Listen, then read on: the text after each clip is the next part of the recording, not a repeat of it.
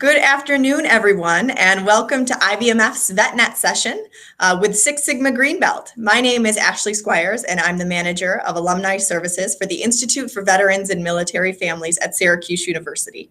In this role, I lead our engagement and relationship management efforts for our alumni across the entire Institute of Programs. And it is my pleasure to introduce today's special guests. First, we have Marissa Caruso, who joins us from Fort Leonard Wood, Missouri, where she is an Army spouse and a full-time graduate student obtaining her MBA with a specialization in operations management. She is an Army veteran with 4 years of experience as a logistics officer, and she is certified as a Six Sigma Green Belt, project management professional, and intern engineer. Marissa went through IBMF in October 2017 from Joint Base Lewis McChord, Washington. And then we have Patrick Penfield, who joins us from Syracuse, New York, where he is professor of practice for supply chain management and director of executive education at the Whitman School of Management at Syracuse University. He is certified in purchasing management, certified fellow in production and inventory management, and certified in integrated resource management. Patrick has over 15 years of industry experience in supply chain management, working for companies such as Johnson & Johnson and Philips Electronics. I will be moderating this session with some assistance from my colleague Elvis Avdic, the IBMF's post-program support advisor, who will be monitoring the YouTube chat channel throughout the course of this session and introduce any questions you may have that come through for our guests. Marissa and Patrick, welcome, and thank you for joining us today. So we're now going to give each of our guests a few minutes to run through a more in-depth introduction of themselves. Patrick, welcome to VetNet, and we'll start with you. Okay, hi everybody. It's a pleasure to be here today. I'm excited to talk about Greenbelt Six Sigma. So as Ashley stated, my name is Pat Penfield. So I've been teaching at the Whitman School of Management for the past 15 years, which seems like a very short span of time, but in reality, it's very long. And then I was in industry for 15 years. So I'm also the director of our executive education program. So I do a lot of work with industry. I work with them on various projects, various training. So I've got a good pulse as far as what industry is looking for in regards to training and education and in personnel. So I'm glad to be here. Back to you, Ashley. Thanks, Pat. And Marissa, let's move over to you. Yes, thank you so much, Ashley, and I appreciate being here. So yeah, as Ashley mentioned, I am an Army veteran. I was a logistics officer in the Army, and I got out about a year ago. I'm also an Army spouse, so I kind of know both sides of the spectrum. And I did the Onward to Opportunity program as I was transitioning out of the military. And so I was in the October 2017 cohort, and I did the Six Sigma Greenbelt track. And then I finally finished the modules, and I took the exam in April of 2018. So it hasn't even been a year since I've been certified. And I also have my PMP certification. So I've been able to help out with a lot of the Onward to Opportunity participants on both the Six Sigma side as well as the PMP side. So that's me. Perfect. Thanks, Marissa. And thank you, Pat. So before we go into a deeper dive of Six Sigma Greenbelt, Marissa, let's start with your experience in the Onward to Opportunity program and specifically the Six Sigma Greenbelt track. So can you talk about your experience going through the Onward to Opportunity program and the track that you took? Yeah, absolutely. So last September, it was September of 2017, I had just finished doing my PMP certification. I did that on my own, paid for a PMI membership, paid for it out of pocket. And I reached out to my mentor about what I should do next in terms of certifications. And he recommended the O2O program for Six Sigma. So I reached out to the program coordinators and I got into the October class. And from a financial standpoint, it's such a phenomenal program because, like I said, after paying for a PMP out of pocket, the fact that I can get another professional certification paid for and the training paid for was tremendous. And so I was really happy to be a part of the program in that cohort. And that was out at JBLM in Washington. And so I did Six Sigma. There was only about 5 or 6 of us that actually were doing Six Sigma.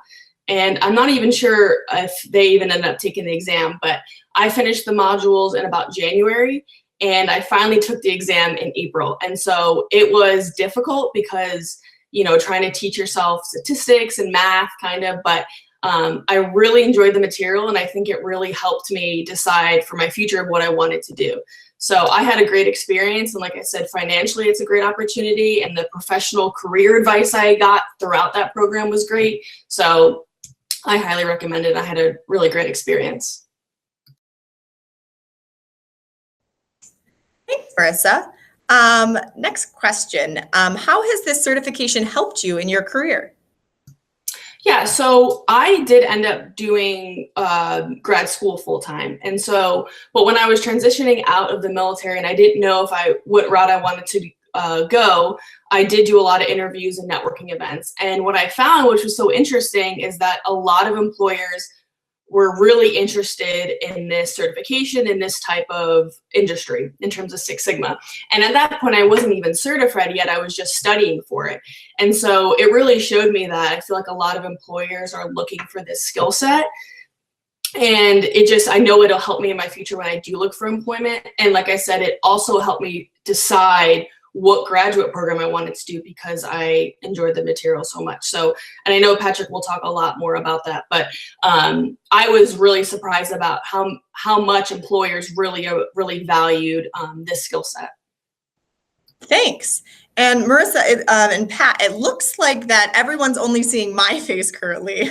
So I want to make sure that we're able to switch back and forth. So everyone that's viewing on the YouTube link, what we're going to do is we're going to send a new YouTube link out, and we're going to restart the session just to make sure that we can switch and you can see the presenters as well. So hold tight, please stay on. We'll put the link in here and then we'll keep going. All right. Thanks, everyone. Sorry for the technical difficulties there. So we're going to keep going. If there's any issues or you're only seeing my face, that shouldn't be the case. So just type into the chat if you have any technical difficulties, and we'll figure it out as we go. But thanks for tuning back in. I appreciate that. We will send the recording afterwards in case you've missed it or you weren't able to hop back onto the new link. So you will get the information. Do not fear. We will get you what you need to know. So Marissa, let's backtrack to your questions and let's just have you answer just the question again briefly on how the certification has helped propel your career forward. Does that sound good? Yeah, absolutely. So yeah, so like I was saying before, I did end up doing graduate school full time. But when I was transitioning out and I didn't know which route I was going to take, I did multiple interviews and networking events. And what I found so exciting and so encouraging was how much employers really enjoyed this skill set of Six Sigma, and they really appreciated it and they were really looking for it. And at the time, I wasn't even certified. I was just still doing the modules, but employers I was really surprised at how much employers were really appreciating that skill set. And so I know that would be very encouraging for me for when I do finish grad school and I am looking for employment. And so like I said, I was just surprised by such the positive feedback for the skill set. And so I just think it's something, and I know Patrick will talk about it more later on, but I think it's a skill set that a lot of employers are looking for now. So, yeah. Perfect, thanks. And last question I have for you is, what advice would you give prospective or maybe current students that are in the Onward to Opportunity program that are thinking about Six Sigma Green Belt? Yeah, absolutely. So I have a couple pieces of advice. One is a lot of people get turned off by all of the math and the statistics, and they get really scared by having to, relearn statistics and, relearn some of this math on their own. And I completely get it, because I was the same way. I haven't been in a statistics class in many years. And what I learned and so my advice is one, there's so many resources out there online other than just the modules that can help you learn statistics in a maybe more fun way or way that's more conducive to your learning abilities. And I also recommend getting in study groups with other people that are doing the Six Sigma, especially if there's someone that maybe have already taken the exam or whatnot. But also, don't overthink it. That's the one thing that I definitely did going into the exam is I was prepared to do these really in-depth, high-level statistics problems and calculations, and I overthought a lot of it. And so a lot of the questions are more conceptual based for statistics, and when you do have to do a calculation, a lot of it's a little bit more basic statistics that I completely overthought. And so I would just advise, don't let the math and the statistics turn you away, because it's more conceptual based than that. And that's my advice on that. Additionally, and this is advice I tell people doing PMP, Six Sigma, any certification, is get the test scheduled, because otherwise life will happen. And so when you start the cohort, those that have already done it or are currently in it, you're given like a tentative schedule of when you should finish the modules and when you should take the exam. And I was all gung-ho and I was ready to take the exam. I wanted to take it in January. So I was in the October cohort. I was like, okay, I'll take it in January. I'm on terminal leave then. It'll be great. And life happened. And what happened was I ended up not taking it to April. And so what happens is a lot of people, they will take the modules, they'll study, and then that's when they think they're going to schedule the exam. And I don't recommend that, because you'll procrastinate. And even I've seen people that are so enthusiastic about getting their Six Sigma or their PMP exam, and they never end up taking it because just life happens. And so what I recommend is getting the test scheduled. And even if that's 2 months down the line, 3 months down the line, just get it on the calendar, because it'll force you to finish your modules, force you to study, and you'll crank it out. Otherwise, life happens. So those are my two biggest pieces of advice. Thanks, Marissa. That's great advice. So let's now move over to you, Pat, to take us through Six Sigma Green Belt. And for those of you that were able to join us on our alternate session, thank you so much. So feel free to utilize the YouTube chat channel to the right of your viewing pane to type in any questions you have for either Pat or Marissa, and then we'll make sure to introduce those questions towards the end of the session, so stay tuned. But Pat, take it away. Okay. All right. Thanks, Ashley. Let me share my presentation here. And hopefully everybody can see my presentation. I think we're good to go. I hope. Okay. All right. So folks, welcome. Again, I'm going to talk about the Green Belt certification program. And so I really applaud everybody for going through this type of process and improving themselves. I think it's really key, especially in today's world, that you kind of have to set yourself apart, especially once you leave the armed forces and are looking to get into the private sector. It's really key, very important, again, that you differentiate yourself. And so programs like this will help immensely, certifications. So I want to stress this: you can never have enough certifications. And remember this: once you leave your particular military group or division, this is what you're doing. You're competing against other people. And so the more certifications you have, the better it is for you. So let me talk a little bit about what we'll discuss today. So introductions, I'll talk a little bit more about myself, and then why Six Sigma. Why would you want to, pursue this? What is Six Sigma? So I'll get into that, again, from a brief standpoint, probably a 50,000 foot viewpoint. And then I'll talk about the Green Belt certification test and what that's about. And then we'll talk about where do you go from there, and black belt training. And then I'll answer any questions you might have. All right, so again, I talked a little bit about myself, and Ashley introduced me. So I am the Director of Executive Education. And I will tell you this is probably the one area where we get the most requests from as far as companies go, looking for Six Sigma training and certification. So we've been doing Six Sigma training since 2004, which is just crazy. And so this has been our 15th year, and we've helped over 100 companies save almost $20 million using Six Sigma. So it's really a valuable skill set to have.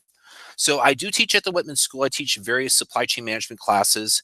I also do research, and so research in regards to hardwood sawmills and actually the green supply chain. That's kind of my field. And then a lot of experience. So I've been in industry for 15 years. My last position was a vice president of operations, and a big Bills fan, big SU fan. So I was very excited about our win last night. And so go SU, and hopefully we can make the tournament. That's my, I always love it when the team makes the tournament. Okay, so why Six Sigma? All right, so the big thing is employers are seeking this skill set, and it has to do with data. And so we're seeing more of this analytics, right? So everybody's trying to look at data and trying to understand what is the data telling us. And so Six Sigma is a great tool to be able to do this. And so it allows you to look at data. And so Marissa talked about this, about statistics.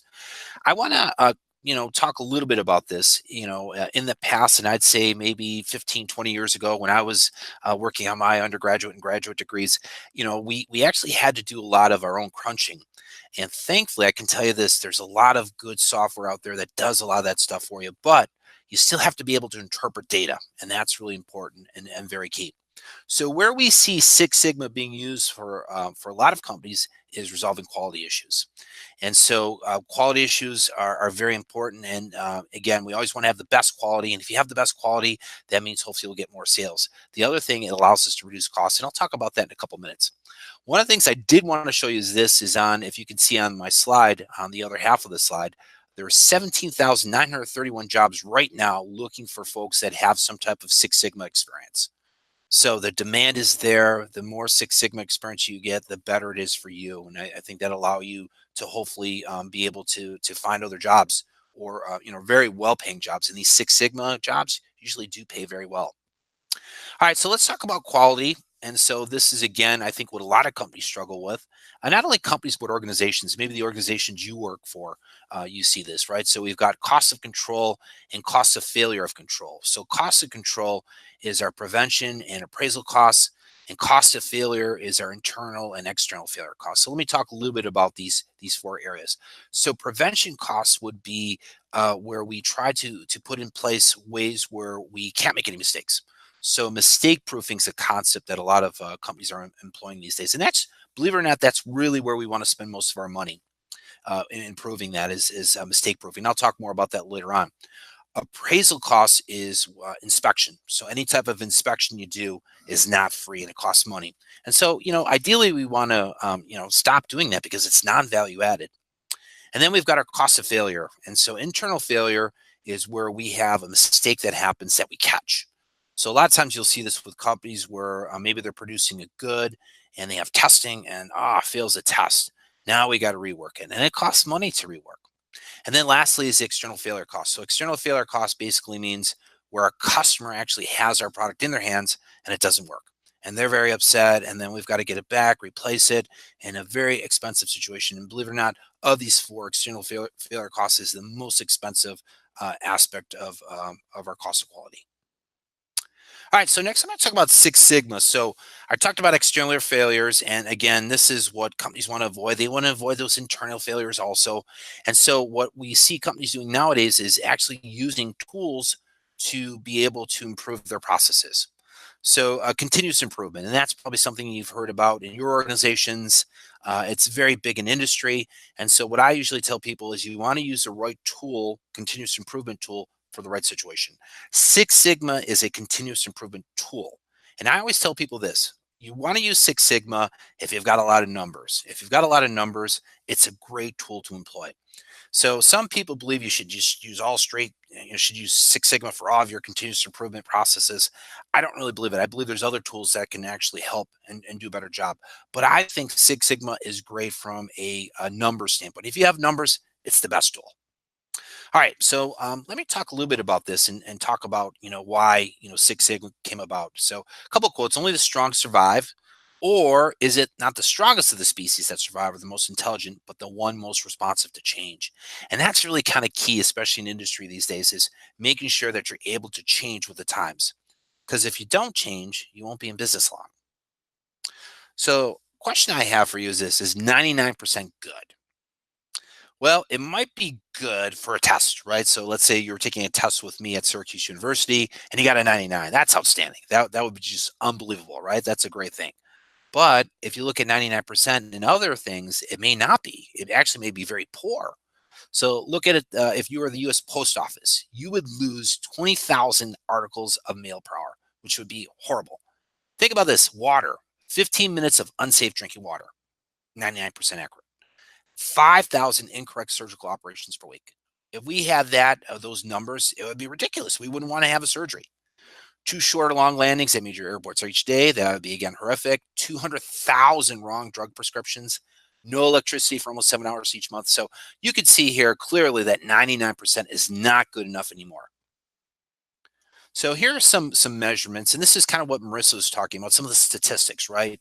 So 99% is 3.85 sigma. Six Sigma is 99.9996%. And what that means basically is you're producing 3.4 defects per million opportunities. So 3.4 defects per million opportunities. Now, if you remember that slide I just showed you for airlines, so let's say airlines were operating at a Six Sigma level with landings, that would be awful, right? So they're actually at a higher than Six Sigma. They've got to be at probably 9 or 10 Sigma. But Six Sigma, again, 3.4 defects per million opportunities. So Six Sigma is a methodology. And so again, it was invented in the 80s. Actually, Motorola was really the first company to really actually kind of develop this process. And so it is a process. And so this process is something that we look at, again, trying to improve the process to the best of our abilities. Normally, how we'll improve the process is through some type of project. So there's some terminology that you'll hear, especially in the Six Sigma environment. The first one is the DMAIC process, and I'll talk more about that in a minute. That's define, measure, analyze, improve, and control. And then there's design for Six Sigma. That's what DFSS means. And then some things that go on. So again, when we look at Six Sigma, it's change. And so we need a toolkit, and the toolkit usually has to do with basically using statistical tools. And again, Marissa talked a little bit about this, and it really shouldn't scare you. You know, a lot of times we see this now because the software out there is so much better. You can actually do these statistical tests quite easily. The question that you really have to do is you have to kind of understand what the output means. Now, for our tests, you do have to do some calculations, and that's because we want to make sure that you kind of understand how things work within these statistics. But if you were out in industry, you would be working with some software, and you'd have to kind of interpret what the software is basically telling you. So really what we're trying to do with Six Sigma is eliminate defects as much as we possibly can. All right, so back to Six Sigma. So Six Sigma, again, is where we're looking at reducing variation. So always remember this, every process has variation. And so what we're trying to do is understand what that variation is within a process. And so Six Sigma allows us to actually use statistical tools to kind of understand that. And so if we can reduce defects, if we can reduce errors, if we can reduce mistakes, that means we're going to make more money. Not only will we make more money, but our customers are going to be very happy, and customers are really kind of key. And so a lot of Six Sigma, the premise is really the voice of the customer. If the customer wants something, then we've got to be able to respond and give it to them. If we don't, you know, they're not going to come back to us. And so again, this is what we have to do, is make sure that hopefully that they're coming back and allowing us to actually work with them. I'm going to share a quick story with you. So you can see in the slide, it says, my customer never sees any defects, so I'm operating above a Six Sigma level. Well, this was a quote that I actually got from a friend of mine who's a consultant, and he was working with Kodak at the time. And Kodak had given this edict to their suppliers where they basically stated that you will operate at a Six Sigma level or you will not do business with us. And so this particular company was producing parts for the Six Sigma film that they used to sell a lot of back in the 90s. And so they were producing these components. And so my friend was hired as a consultant to help them initiate Six Sigma. So unfortunately, back then, they struggled with kind of understanding how the process works. And so what they did is they decided that they were going to hire more people. So they were going to not utilize the process the way they should. And so they kind of abandoned my friend. Again, this was in the 90s, and the Six Sigma process. They hired more people. And so what they did is they had 3 inspectors per line. And one inspector would inspect what another inspector inspected, and then the last inspector would inspect what the second inspector inspected. So unfortunately, they went out of business in a year. And the big reason why is because of the people that they hired. And so because they didn't want to spend the time and the energy to understand how Six Sigma worked, unfortunately, they went out of business. And so Six Sigma can save you a lot of money if you really understand it and you make sure that you incorporate it within your business. If you don't, you can produce at a Six Sigma level, but will cost you a lot of money. All right, so back to the measurements. So this is Six Sigma. And again, DPMO stands for defects per million opportunities. And so what we're trying to do is we're trying to make sure that we've got this basically this bell-shaped curve, which a lot of you have seen. That red part is ideally what we're striving for is to be as best as we possibly can. And so we're looking for that 3.4, that 99.9996% accuracy. All right, so here are some measures of quality. So if your business is producing at a 1 Sigma level, this means that you are producing 697,672 defects per million opportunities, which is just pathetic. That would be awful. You would not be in business long. You can see 3 Sigma, right? 66,000 mistakes for every million opportunities or every million pieces that you produce. And then 6 Sigma, 3.4 defects per million opportunities. So again, this runs the gamut, and it really depends on what your customer wants. And so that's really what we're striving to have happen. But the ideal situation, why we want to move towards 6 Sigma, is because we reduce the amount of errors or defects that we have. And again, errors cost money, right? So the less errors we have, the better it is for our business. All right, so let me walk you through the methodology. And so, again, first thing is the voice of the customer, right? We've got to understand what does our customer want, make sure that we're meeting their requirements. And then we've got this variation. So always remember this, every process has variation, right? So one of the biggest companies in the world that actually employs a lot of Six Sigmas, General Electric. So GE, they're having some issues right now, but they're very good at Six Sigma, and so they realize this, that there's variation with every process, and if you can reduce variation, you can reduce defects. But ideally, again, we want to make sure that we're meeting our customers' requirements, right? So anytime we have a process, we want to make sure we center it around that customer's requirements. And then once we've done that, then we've got to make sure that whatever improvements we've made to the process, that it stays, right? So we've got to make sure that the things that we've done to improve the process are going to stick, and that we're not going to have any issues in the future. So we've got to control the process. All right, so there is a 5-step approach. This is what most businesses employ.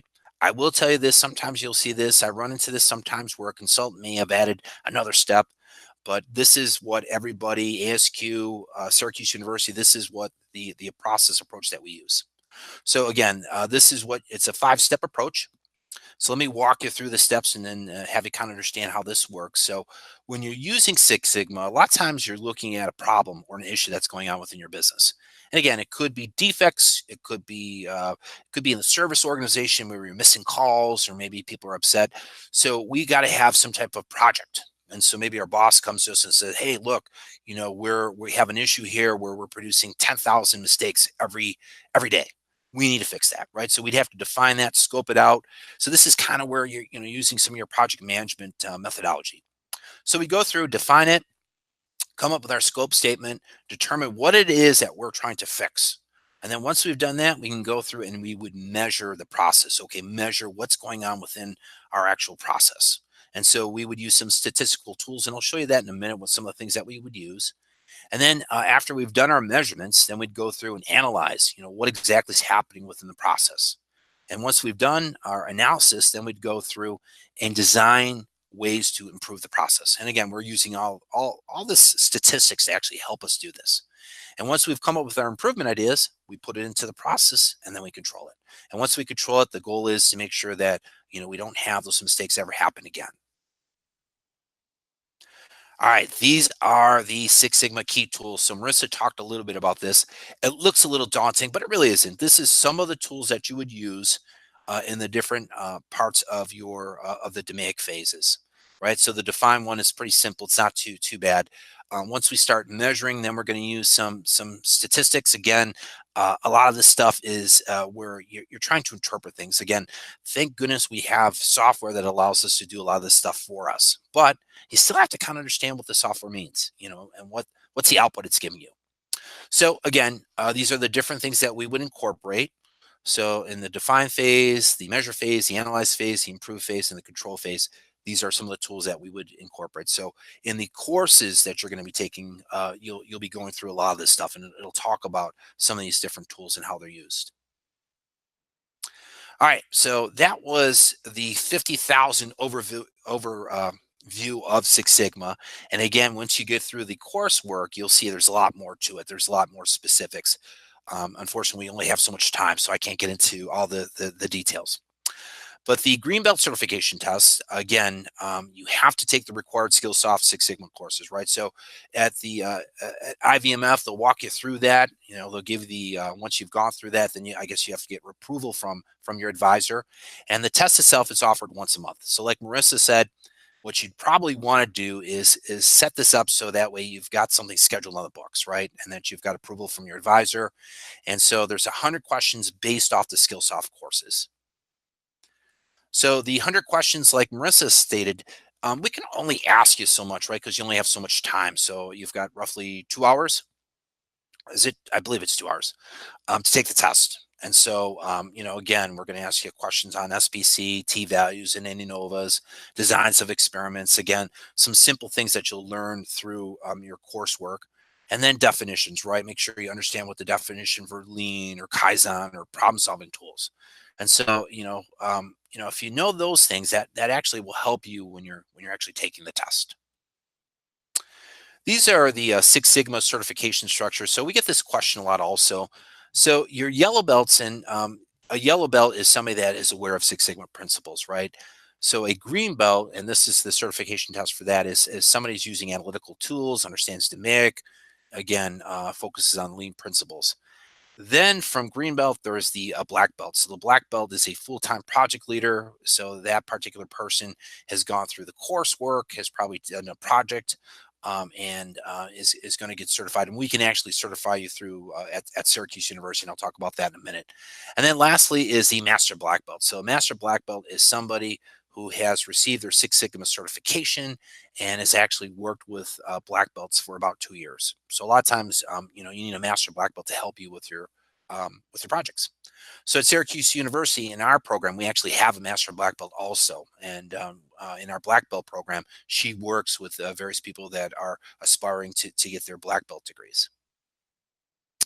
All right, so the black belt program is online, and we have that here at Syracuse University. And it's a little different than what you're doing with your green belt. So here we work directly more with you. So we have challenges. You have a project or a simulation that you work on.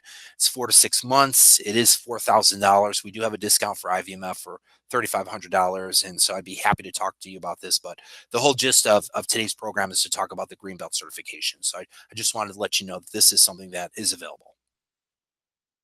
All right, I want to thank you. Thank you for your service, and I appreciate what you folks do for us. And I'll take any questions. And this is my contact information.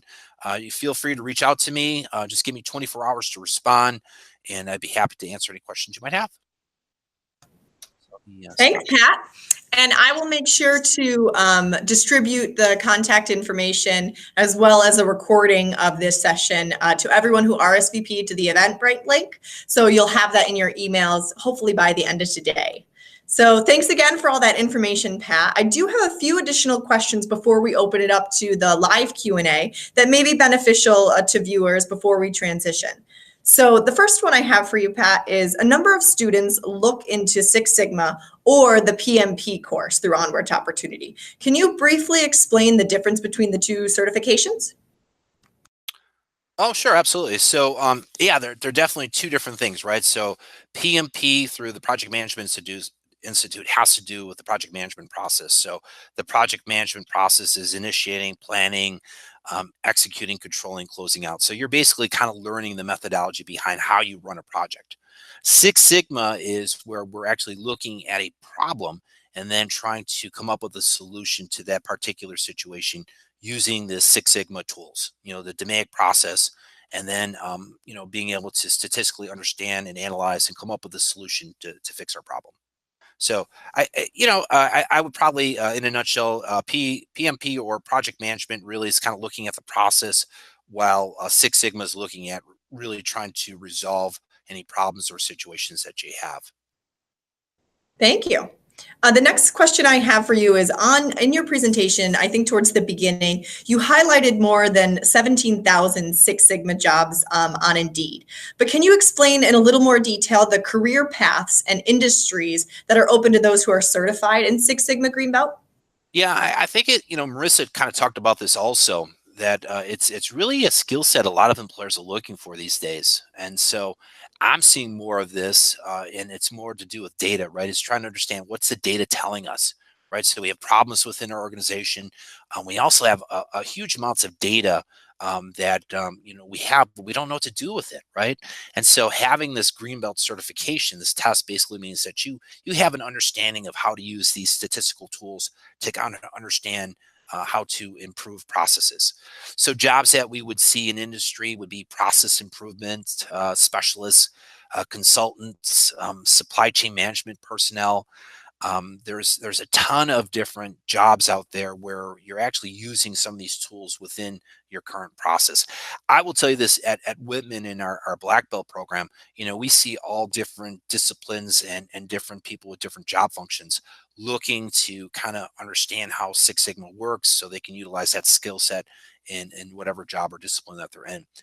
So it really is a pretty valuable skill set these days. And it's just because everybody wants to understand what the data means.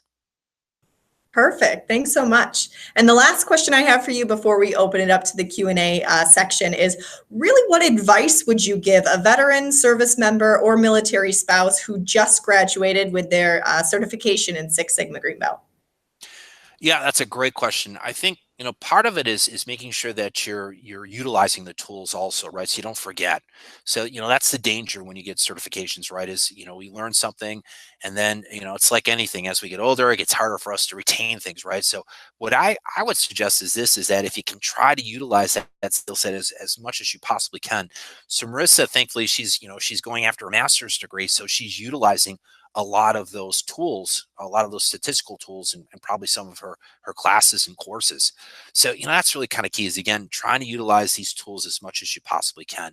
And I think the more you use it, the better you become at actually Six Sigma.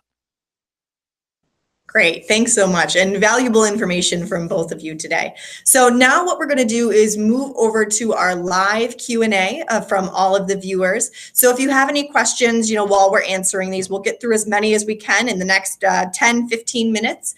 But if we don't get to your question, we'll make sure to answer that offline as well. So we will get started. And the first one is actually for Marissa. This individual says that they are a full-time grad student, graduating in 2020, and they're also doing the Six Sigma Green Belt to supplement that. So do you have any tips on keeping that skill set sharp before being able to use it in the work setting? Yeah, that is. So I am doing my MBA with a specialization in operations management. And so I am taking as many classes as I can regarding to operations management. So like Patrick said, I'm basically tailoring my education towards as many classes that I can take that will be able to sharpen my skills on Six Sigma. And I think the reason why I chose operations management, I know you asked this question to Patrick, but I'm gonna, if you don't mind, I'm gonna answer it as well, just because this is kind of the way I like to answer it. In terms of comparing PMP and Six Sigma, one of the things that I like to look at it is, one of the first things you learn during your PMP studying is what a project is. And a project is something that has a start and an end, and typically has some sort of deliverable. Whereas an operation is more of an ongoing endeavor. And a lot of people in the military, especially, that are going for their PMP, they don't know the difference. They have trouble distinguishing the difference between what they do in the military versus what an actual project is. And so, well, the way I like to look at it is PMP is obviously managing projects, managing something that has a start and an end, and managing the human resources, the budget, the schedule. And like I said, this is everything that Patrick said as well. Whereas Six Sigma, I like to look at it as more as, how do I optimize a system, an operation, an ongoing endeavor, a problem, like you said. And so that's kind of the difference. And so when I chose my specialization in operations management, it's because I really enjoyed Six Sigma. I really enjoyed, okay, how can we optimize an ongoing system? And so, so my recommendation for those that are still in school or doing Six Sigma is, like Patrick said, just keep refining your skills. And I'm doing it by taking as many classes as I can and tailoring my graduate level education towards the Six Sigma skill set. Great, thanks. Pat, anything to add to that? That was very well stated. So I agree with what Marissa just stated. Absolutely. Perfect. All right. Next question then we'll move on to. Let me just scroll so I can see it. So the next question is, does PMP go well with LSS? I don't know if either of you want to take on that one.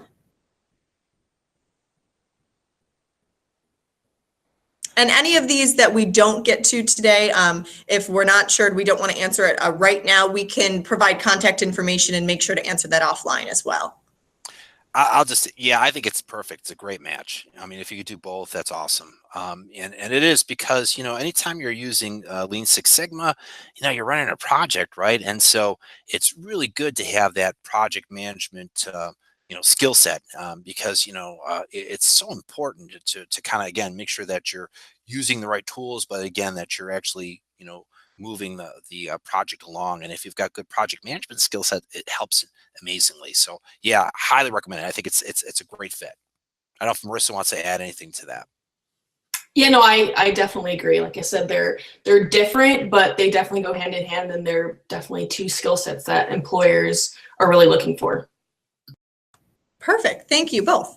And a follow-up question Greenbelt does not require recorded projects. Is that correct? Okay, I'll take that for our particular certification. No, it doesn't. So, you've got to, again, learn the tools. You've got to be able to, again, pass the test. So some requirements, some certifications require that you do a project. I tell people this, you're going to see this when I work for Johnson & Johnson. Every company has a different way that they approach projects, right? And in regards to how they do things. You're going to get that training. You're going to get that learning.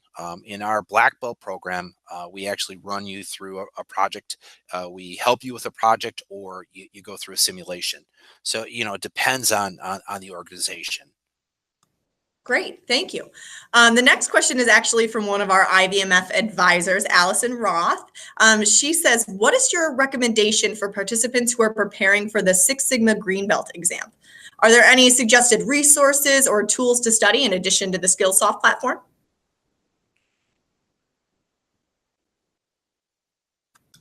I can take that if you want. Sure. Yeah.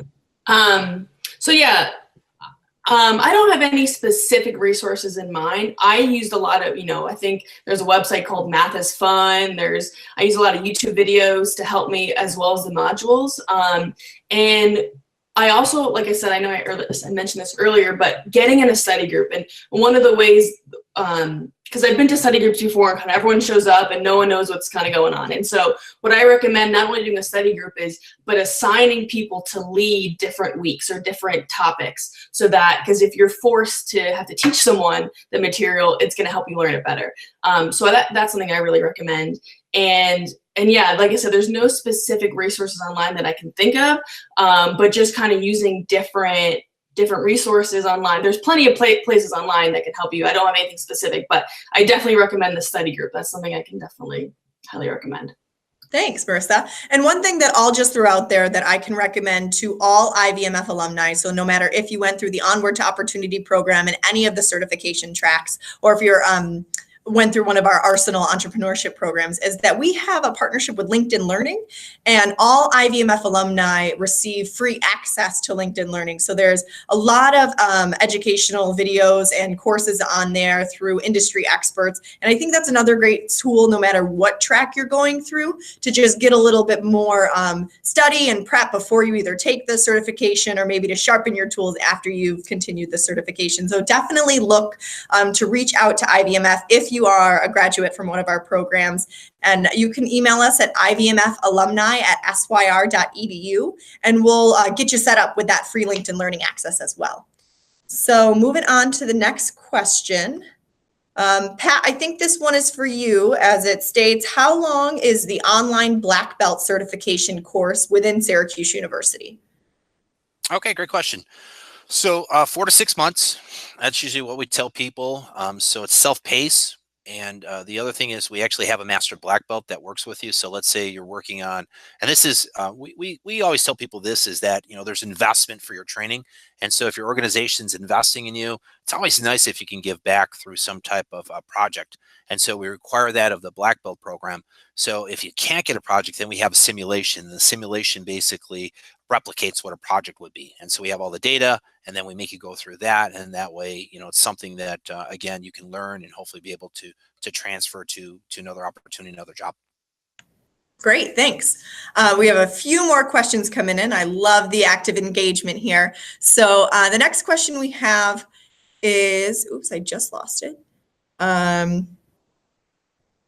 What is the cost of the Six Sigma Green Belt exam? So I'll take that first, in that if you are through the Onward to Opportunity program, there is no cost for the certification exam, as long as you schedule it with your advisor in the appropriate time that they have assigned to you. So I think the course, the whole program is 6 months. So you need to make sure you schedule your exam. And if you're unsure about that, connect with your advisor and they will guide you appropriately. Next question is, how long does it take from start to finish to finish the Green Belt certification?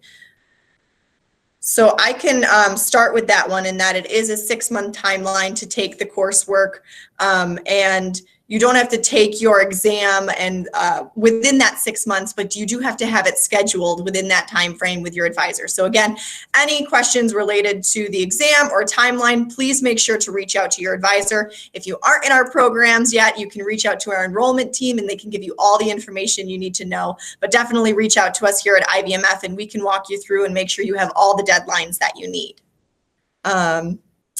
Another question, which I think I'll pass off to our speakers here, is how would Six Sigma Green Belt work well in the human capital management / human resources industry? Pat, I'm not sure if you want to take that one. Yeah, sure. Absolutely. So yeah, that's a great question. So I will tell you this, if you have numbers, it works well, right? So again, if you're in human resources and maybe we're looking at, why people are leaving, right? So, in a lot of organizations, they'll do some type of, a survey, when people are leaving. And again, you might be able to quantify, hey, why are all these people leaving? Some other things is, again, maybe looking at training, trying to analyze training. So in the human resource realm, if you've got numbers and you're trying to analyze issues or problems, it's a great tool to use, right? The key thing is making sure that you use the right tool for the right situation. So Six Sigma, very good if you've got numbers and you have issues that have numbers, then I would highly recommend that. If it's something that isn't numbers related, then you may want to use some other continuous improvement tool, such as Lean. And Lean, yeah, there's some different, there's elements of Lean that we talk about in our Six Sigma program, but there are different tools that you'd want to look at. Great, thank you. So I saw a few questions come in here about LinkedIn Learning. Yes, that is open to all IVMF alumni. We'll send you the information. If you did the RSVP link, we can send you information for LinkedIn Learning in that. But you can always reach out to us again if you are interested in that for IVMF alumni at syr.edu, and we can put it in the YouTube chat feature as well, and we can give you access to that. So I'm glad you all are interested. It's definitely a great resource that you're going to want to utilize.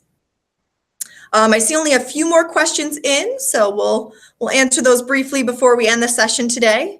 Do I still qualify for Lean Six Sigma Green Belt through IVMF or at least PMP?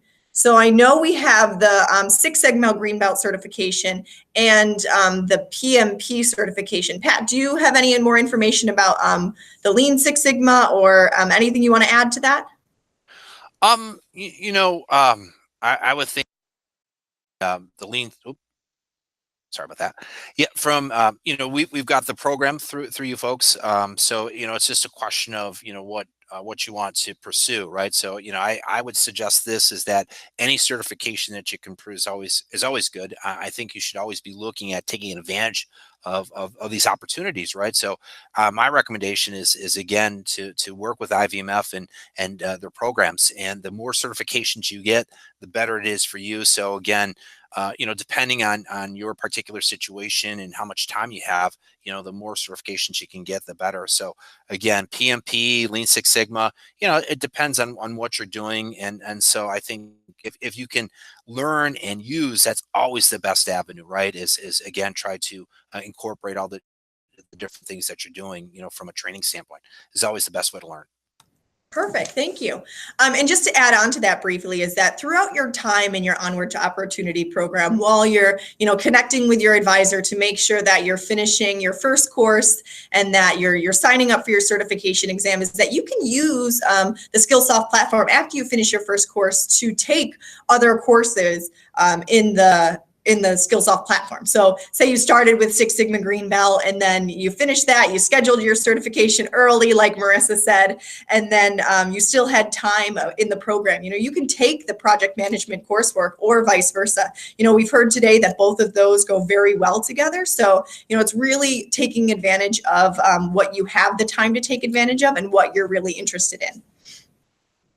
So I think the last question that I see here is, how can I apply Six Sigma to a management position I'm currently responsible to a management position? He's currently responsible for school districts' HVAC equipment and daily operations. Pat, I'm not sure if you want to take this one.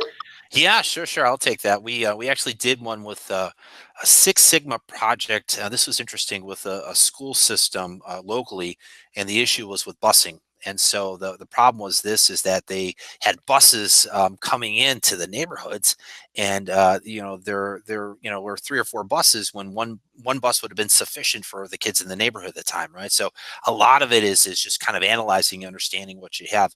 So to answer your question, so for HVAC, again, you're looking at what problems do you have, and then what numbers are generated from those problems, right? And if you've got numbers, then you can use that Six Sigma methodology. That would make sense immensely. I would assume with HVAC, probably, and this is interesting also, we actually did a Six Sigma project on utility costs. And so this one particular company, they were trying to understand, what their gas bill was, how much they were paying, if they've got new equipment, what would that do? And so they were able to actually use a lot of the Lean Six Sigma methodology in order to help them determine how they could save money. And interestingly enough, I think they, if I remember correctly, they saved over $450,000 by using Lean Six Sigma tools to help them with their energy costs. So yeah, it's huge from an energy cost standpoint. Highly recommended. That would make a lot of sense. Wow, that's amazing. And the last question that I have here and that I'm going to introduce to our guest speakers today is, what is the difference between the Lean Six Sigma and then the Six Sigma Green Belt? Can you describe the difference between that, Pat? Yeah. Again, Lean Six Sigma basically means you're using some of the lean terminology and using some of the lean tools. So sometimes you'll see that my preference is kind of separate them if you can. I believe lean is more from a visual standpoint. It's more of a visual tool. And so I love lean too. Lean is really cool. We incorporate both in the Green Belt certification. So that's the nice thing. You can use both. What I tell people though is, when you've got a lot of numbers, then you want to really use the statistical aspects of Six Sigma. And again, we use some of the lean tools in Six Sigma. It helps us kind of, frame out the problem sometimes. So if you're 5S'ing, it allows you to kind of get rid of all the garbage, and you can utilize some numbers to help you. So sometimes that's why you'll see the blend where it'll say Lean Six Sigma. Is again, you're using some of the lean tools in the Six Sigma class. Great. Thanks, Pat. So that is all the time we have for today. So we're coming to an end, and I want to thank Pat and Marissa for joining us today to talk about Six Sigma Green Belt and also share their experiences. I think we've had some really valuable information here today. And Elvis, thank you for helping monitor the YouTube chat channel. This session will be posted on the IVMF VetNet page for future viewing access. So the event that you know somebody that missed the session today, or you want to go back to review the session for yourself, please feel free to share the link as you see fit. I will also be sending the recording link along with the LinkedIn Learning information to everyone who RSVP'd, as well as a survey on today's VetNet session. I know we had a few technical difficulties, but I appreciate everyone joining back in. And if you can't, we'll make sure the recordings and both YouTube videos are put together so it's easy viewing access for you guys. But I ask that you please fill out our short survey. It really helps us to make sure that we're providing valuable content to you, and it really helps us plan moving forward. So thank you again. Our next VetNet session is Thursday, January 24th at 12 p.m. Eastern Time. And this session will focus on managing subcontractors and vendors for our small business owners. Our goal is to hold these sessions twice a month. So make sure to check back and learn about upcoming VetNets. Thank you so much for joining us today, and everyone have a great day.